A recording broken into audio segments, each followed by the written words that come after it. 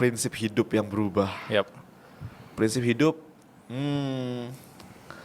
mungkin nggak berubah ya, tapi aku tuh lebih sadar banyak hal gitu. Dulu aku tuh tipe orang yang perfeksionis banget. Ya, aku tumbuh di lingkungan yang dimana aku di sekolah karena aku rajin dan mungkin guruku melihat aku orang pinter, jadi aku dikelompokin sama orang-orang yang malas-malasan. Yang akhirnya daripada aku kasih tugas kelompok ke mereka, mending aku kerjain sendiri semuanya. Jadi aku tumbuh di lingkungan yang selalu aku kerjain semua sendirian. Jadi sangat susah untuk aku kasih kerjaan ke orang lain. Pada saat aku di YouTube yang 2015-2019 itu aku ngerjain semua sendiri, bro. Ya, aku tahu. Iya kan, bikin thumbnail, ngedit sendiri dan sebagainya gitu. Even lu ketika di kereta juga ngerjain itu kan. Iya, karena aku susah banget buat aku kasih tugas ke orang lain atau delegasiin tugas ke orang lain gitu. Tapi selama 7 tahun ini aku belajar banyak sih untuk mendelegasikan tugas gitu. Dan ternyata dengan kita punya tim atau kita kerja sama orang, 1+1 itu bukan jadi 2 gitu, tapi jadi 5 gitu. Jadi ketika kita bisa mendelegasikan tugas dan ya bikin tim, itu sangat powerful sih. Jadi sekarang aku udah banyak banget yang aku delegasiin ke tim aku gitu. Berapa Jadi, orang yang sekarang hire oleh Jerome? tim udah banyak banget sih. Kalau dari perusahaan sendiri udah 40 orang lebih. Wow. Untuk yang Matapu Corp, ada legal, ada finance dan sebagainya. Wow. Untuk editing sendiri aku udah gak ngedit sekarang. Udah jarang banget ngedit. Nggak sempat juga sih. Apa? Gak sempat juga, benar. Terus untuk di perusahaan terbaru aku, Matapu Academy, yang bimbel matematika juga udah ada 15 orang gitu. Wow. Jadi ya itu sih mungkin yang berubah banget ya. Jerome 2018 sangat perfeksionis. Tapi kita harus tahu kalau perfection is stagnation. Yap. Semakin lo ngerasa gue harus cuma gue yang bisa bikin ini yang terbaik, Iya. padahal itu menghambat ya. Waktu Iya. lu akan terbuang banyak banget di sana. Bener. Titik delegasi pertama kali seorang Jerome itu kapan? Kayak lu berani untuk gue percaya editor baru siapapun yang Di lu delegasiin. 2019 mungkin ya, 2018 menuju 2019 itu coba editor satu, terus coba mulai kakak aku yang manage aku gitu. Dulu aku masih ngurus semua sendiri loh, kayak partnership, Balesin DM sendiri. balasin DM, partnership itu aku sendiri masihan. Sekarang bahkan timku pegang Instagramku, jadi ngepost tuh bukan aku juga. Berarti yang balas DM gue tadi orang gitu ya? Enggak, kalau itu aku. Jadi hal-hal yang benar-benar personal, yang benar-benar nggak bisa nggak aku, itu tetap aku. Tapi untuk hal-hal yang bisa didelegasikan, aku berusaha untuk delegasiin. Gitu sih. Ada nggak tamparan realita di kehidupan yang kayak sakit banget ketika nampar seorang Jerome gitu di fase lo transisi 20-an awal sampai sekarang? Wah, ada sih mungkin ya. Tamparan mungkin gini. Aku itu grow atau tumbuh dengan merasa kalau ideku itu selalu bagus. Oke. Dan apa yang aku pikir itu pasti yang paling benar.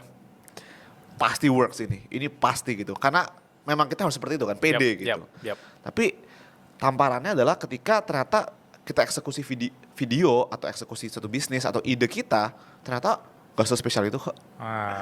Iya. Dan itu yang bikin aku jadi yaudah, jadi gak overthinking malah tapi. Jadi yaudah coba aja terus gitu. Contohnya ketika aku pertama kali bangun Matapu Academy. Dulu setiap kali aku bikin konten 1 juta views. Upload video Instagram likes-nya jutaan. Waktu itu aku pertama kali bikin bisnis menanti, langsung dalam 3 bulan 100 toko. Wow, pokoknya eksplosif gitu. Jadi aku terbiasa dengan hal-hal seperti itu gitu. Nah, aku bikin Matapu Academy,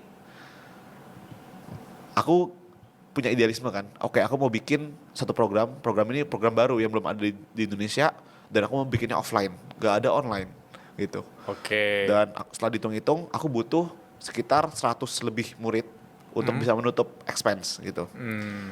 Tapi pede-pede aja dong. Ya, aku udah beli ruko, bukan beli, sewa ruko, renov udah habis M. Terus pas marketing, pas launching, bro, aku cuma 20 orang yang daftar. Terus aku kayak, lah, padahal ini program bagus banget ini. Oke. Ini program bagus banget. Wah, ini kok gak works ya. Oh, mungkin marketingku kurang gitu kan. Aku ke sekolah-sekolah, aku bagiin brosur, bro. Lu turun langsung ya? Itu turun langsung, dan itu hal yang mungkin memalukan lah ya, Yap. bagi-bagi brosur. Yap. Terus aku ke mall, bagi brosur di mall, ngajak-ngajak orang gitu. Tapi akhirnya cuma 30 orang. Dan dari situ tuh itu sangat-sangat tertampar realita bahwa ternyata apa yang aku bikin, apa yang aku pikirin bakal works, belum tentu works. Sebenarnya aku udah belajar itu di konten dulu banget, ya kan? Tapi kalau dulu kan kayak aku masih belum siapa-siapa. Sekarang Yang sekarang kan udah lumayan dikenal. dikenal Jadi banget, dikenal banget. ketika aku bikin sesuatu yang itu bahkan itu branding aku, math, kayak apa ya, kayak ngajarin matematika, harusnya banyak orang dong yang join. Itu kan Yap. pikiran seperti itu. Jadi pas ditambah realita kayak gitu, akhirnya aku shifting terus. Untungnya bisa adapt. Kayak baca market, oh mereka maunya kayak gimana? Oh ternyata mereka maunya bimbel atau belajar sesuai dengan kebutuhan mereka, bukan program aku gitu. Tapi ya seperti bimbel pada umumnya. Ya udah aku bikin. Coba bikin, terus bikinnya online juga. Itu benar-benar sambil jalan sambil belajar gitu. Dan itu mungkin skill terpenting yang harus dimiliki setiap kita ya, Yap. adaptasi. Yap. The Dan power of nggak boleh, adaptation. Yap. iya nggak boleh terlalu idealis sih menurut aku. Wah, aku juga ketampar sih itu. Iya. Tadi kita udah ngomongin perfeksionis, kita ngomongin idealis. Iya. Jadi harus lebih realistis menurut aku. Cara kita mengubah mindset atau shifting mindset dari idealis perfeksionis tadi, gimana cara simple ya? Karena aku yakin yang nonton ini juga pernah di fase itu, apalagi awal-awal 20-an, ego kita tinggi banget. Iya, ego tinggi. Gak ada cara simple sih bro. I learn it the hard way gitu. Maksudnya aku benar-benar belajar, ya aku udah 9 tahun di dunia content creating dan ya aku masih terus belajar gitu sampai hari ini kan. Jadi sebenarnya nggak ada cara instannya gitu. Tapi step pertama ya percaya sama orang lain gitu. Coba minta pendapat orang lain itu step pertama. Step pertama adalah mikir kita itu nggak yang paling jago kok. Itu egonya kena banget tapi. Benar, ego kena banget. Itu kayak aku nggak paling jago, aku nggak paling bener, aku nggak paling pinter. Ada orang lebih pintar daripada aku. Yap. Ada orang lebih bagus daripada aku dan sebagainya. Mengakui itu dulu gitu di awal. Karena Mengakui itu bukan berarti lu merasa bodoh kan? bukan. Tapi lu tahu ada orang lebih bagus dan akhirnya lu bisa percaya sama orang itu. Gitu. Dan kerjasama. Dan kerjasama. Yap. Dan akhirnya 1 tambah 1 sama dengan 5. Yap, 1 sama 1 sama dengan 5. Yes. Ntar takutnya orang ngeklip 1 sama 1 sama dengan 5 di situ Di klip itu doang ya? Di Nggak, situ ini doang. ada konteksnya teman-teman ya. Konteksnya itu dalam bisnis atau dalam pekerjaan gitu. Itu bukan matematika yang nggak bisa dihitung. Yep. Itu sih. Mungkin kalau gue ngelihat dari sudut pandang luar, emang Jerome itu selalu dikelilingi oleh orang-orang yang suportif gitu. Mungkin lo punya privilege itu gitu. Yep. Tapi ada nggak fase sebenarnya yang lo ngerasa kayak kesepian atau lo di titik udah overthinking banget sama kehidupan ini, meskipun lo surrounded by supportive people? Kalau perasaan kesepian itu aku rasain. Itu mungkin quarter life crisis aku juga ya gitu. Itu salah satu masalah yang aku benar-benar rasain ketika aku pulang dari Jepang. Ketika pulang, which is di tahun 2022. Ketika pulang dari Jepang, terus aku harus stay di Indonesia dan udah nggak ketemu lagi sama teman-teman aku. Itu 2024 berarti. Ya baru baru banget berarti. baru ini. Jadi ketika aku pulang dari Indonesia 2022, aku sempat ada merasa kesepian itu karena semua temanku di Jepang. Jadi selama 5,5 tahun aku kuliah di Jepang, semua keluarga dan semua teman-teman aku di Jepang semua. Dan ketika aku harus balik ke Indonesia, itu kayak riset dari nol gitu. Sedangkan teman-teman aku yang dulu SMA, SMP juga udah sibuk masing-masing kan. Jadi kayak ngulang lagi dari awal, building friends. Dan ini bukan bermaksud sombong tapi ya. Yap. Tapi sangat susah di posisi aku. Karena kenal sama orang, itu aku udah gak tahu motifnya apa gitu. Wow, Iya, itu deep banget. udah gak tahu motifnya apa dan aku berkali-kali ngerasain itu. Sampai akhirnya aku takut untuk berteman. Ya, jujur. Jadi kayak kenalan, terus tiba-tiba ngajak bisnis. Ngomongin bisnis, kan udah langsung rusak pertemanannya. Benar. Langsung kayak hubungannya transaksional nih, bisnis gitu. Benar. Akhirnya aku gak mau ketemu lagi. Atau aku kayak takut untuk ketemu kalau, aduh nanti bahas bisnis nih gitu. Aduh nanti aku di approach nih, kan gak enak bro. Ya kan? Jadi, aku gak tahu ya itu antara adulting atau memang ya aku aja gitu. Yap. Jadi ketika 2024 sampai 2025 ini ya masih struggling. Bahkan salah satu resolusi aku di tahun baru ini adalah aku mau berteman, bro. Salah satu Resolusi 2025. Iya, jadi kayak aku actively mencari teman dan ya connecting to people gitu. Yang bener-bener berteman, bukan yang ada kerjaan gitu. Karena aku pas akhir tahun baru kayak mikir kan, dan juga ditanya sama temanku, kamu punya gak sih teman yang gak ada hubungan kerjaan gitu? Teman aja beneran teman gitu. Aku mikir-mikir gak ada sih, kayak di Indonesia kayaknya semua Really? berhubungan. Sampai Iya. sekarang hitungannya nggak ada. Aku kenal banyak orang, berhubungan baik dengan banyak orang. Yap. Ya kan? Tapi untuk temen, jadi kalau misalnya aku kayak disuruh bikin birthday party gitu kan, atau ngundang siapa itu aku mikir siapa ya gitu kan. Kayak terus aku kalau misalnya curhat-curhat yang masalah yang berat atau apa, aku bingung juga ke siapa selain keluarga gitu. Yang itu dulu aku dapetin semua itu di Jepang. Sekarang di Indonesia belum. Ya mungkin orang-orang terdekat aku adalah tim aku. Tapi itu kan kerjaan sebenarnya ya. Yap.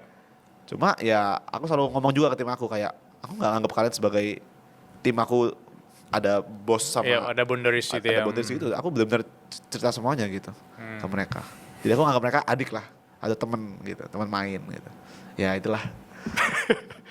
Thank you for sharing, Jerome. Iya. Aku memakai topi POV ketika ketemu sama orang-orang yang menurut aku udah di top of mind-nya, di level dia ngerjain sesuatu gitu. Apakah lu di industri kreatif dan lain-lain, itu akan ada fase itu emang. Akan ada fase ketika lu mempertanyakan apakah semua orang itu transaksional, karena memang mereka akan melihat sisi kepentingannya gitu. Pasti. Ketemu sama lo. Tapi nggak menutup kemungkinan dari 10 orang yang seperti itu ada satu orang kok yang bakal pure banget, yang memang melihat dari POV manusia gitu. Kalau dilepas baju Jerome Pauline, ya Jerome Pauline ya seorang Jerome Pauline, dibalik semua dia punya label, fame dan lain-lain. Tapi dari 2015 ketika lu mulai itu, apakah ketemu kah atau Masih proses lah. Iya. Tapi mungkin karena aku sibuk juga ya. Karena aku sibuk. Jadi ketika di masa-masa aku tidak sibuk, aku mulai merasa tuh sepi gitu. Kayak wah gitu kan. Kayak ada rasa kosongnya gitu. Tapi ketika aku sibuk, kayaknya nggak berasa sih. Yap, itu Mungkin. hal yang manusiawi. Yes. Even kayak banyak, sorry for saying, banyak orang-orang yang mungkin di level tertinggi fame dia kayak Justin Bieber dan lain, Iya ya. Kesepian. itu bakal sangat kesepian. Makanya kesepian itu ada dua pilihan, apakah lu lari ke hal positif atau lari ke hal negatif. Positif olahraga, Iya baca ya. buku, creating something. Jadi gue lihat lu ambil ke jalur yang positif. Yes, Thank untungnya you. ya. Untungnya. Jadi aku kayak sekarang aku seneng banget karena sekarang aku suka banget sama padel. Oke. Dan di situ aku bisa ketemu orang dan kayaknya purely buat berteman gitu. Meskipun nggak hangout daily Yap, gitu, yap. tapi ketika main padel ya udah nggak bahas kerjaan, dia ngomongin padel gitu. Ngomongin kayak nggak ngomongin aku sebagai Ya, seorang yang ya. terkenal gitu, tapi ya udah kayak main aja, main bareng padel gitu. Itu Itu sih. sebenarnya yang jadi alasan kenapa banyak mungkin artis-artis ya atau aktor-aktor Indonesia ketika ke luar negeri kayak mereka studi S1, S2-nya ya mereka happy karena memang orang-orang di sana even nggak kenal siapa mereka dan mereka memakai topi mahasiswa gitu ya. Iya. Itu banyak ya orang seperti itu ya. Di Jepang pun aku ketika ngobrol sama orang, nggak cuma di Jepang sih, pas aku traveling, pas aku apapun, aku nggak mungkin ngomong aku tuh kayak content creator atau apa gitu. Karena apa? Karena langsung beda bro, langsung beda. Yap. Aku udah bukan eksperimen, ya aku udah eksperimen beratus orang yang aku ketemu akan langsung beda. Yap. Langsung kayak wah Jerome gitu, wah kamu ternyata ini ya gitu ya, wah maaf ya, aku dari tadi santai banget sama kamu gitu. Ya nggak apa-apa, aku nggak gila hormat gitu. Aku ya emang pinginnya santai aja gitu. Iya. Beberapa kali teman-teman yang datang ke suara berkelas juga punya kesimpulan yang sama. Sukses itu bukan tempat yang nyaman.